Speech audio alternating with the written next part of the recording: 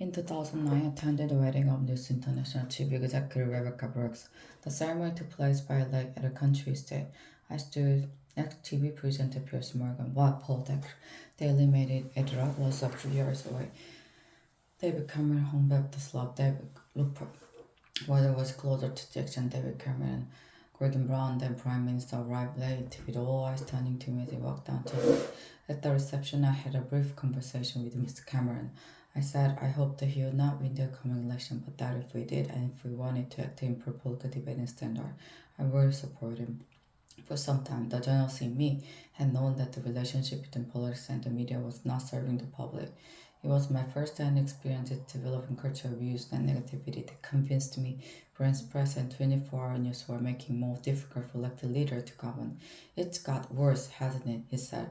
I replied that he'd be a much stronger prime minister were he to take office, not feeling he owed anything to the big media ghost.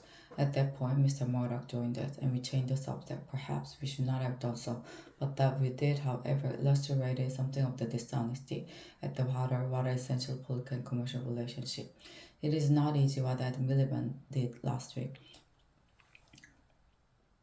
Ed Miliband, Labour leader, did last week, making himself an enemy of some of the media's most powerful forces. He was also right that Labour got too close to News International.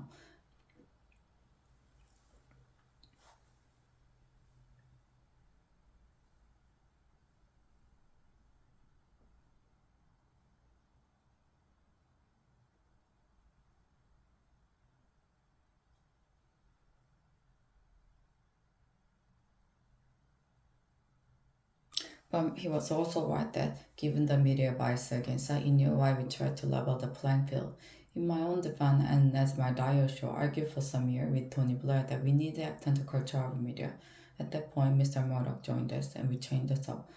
At one point, he ticked me up, asking that I not my views obvious in front of Mr. Murdoch, his son James, and Les Hinton, and chief executive of News International.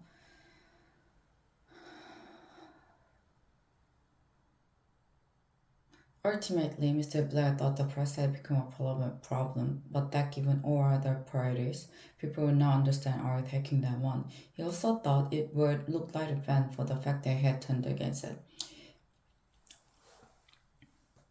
And there are political considerations too. Trying to govern and win election is hard enough without the press being against you. I accept that. However, at times media support was something we created at the expense of positions, principle of media issues. But that trap has now been sprung. The latest revelation have forced the police, News International, and the government to act. The police will now be more rigorous. News International will continue with their kamikaze crisis management, which one day will be studied as a textbook case of how not to do it. But the most important development are the Prime Minister dual inquiries into press practices and a new system of regulation. These mean we now have once in a generation opportunity for a new settlement between politics, the media and the public. Nobody can argue that we have the press we deserve. Pressured by technological change, a dominant strain of British media has gone into a spiral of decline. With this scandal is only the most dramatic development. Mr. Cameron did not look comfortable announcing the reviews. He has a personal relationship at stake, and given he hired Andy Carson as his communications director, his judgment is too. Already the backlash from part of the press has begun and seek to maintain that anything but two slopes of regulation is an assault on a free press. But Mr. Cameron must stand back from all of that and ask himself what is the right thing to do. It is so everlasting. The decision should be far reaching the news of the world, far from the usual debate and legal practices. As widely ignored report from the Information Commission have shown, part of British media reminds me of the trade union before Mrs. Thatcher.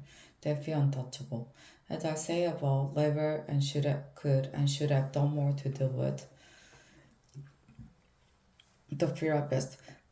But just as the MP's expenses scandal emerged from the failure of Miss Thatcher's government to tackle MP salaries, so the system by which it showered honors on editors and a practice to which you put on and with a rule that no serving editor could be honored. means she too has something to answer for. Whatever the past, it is Mr. Cameron who must lead the country to a better place. Mr. Miliband has shown himself capable of playing a good and principled part, and so should the public. Ultimately, political debate we only improve if the public wanted to. If they channel their anger at recent event into an assessment of what kind of paper they read, whether they really want to live on a diet of celebrity, negativity and abuse, to coin a phrase, we are all in this together.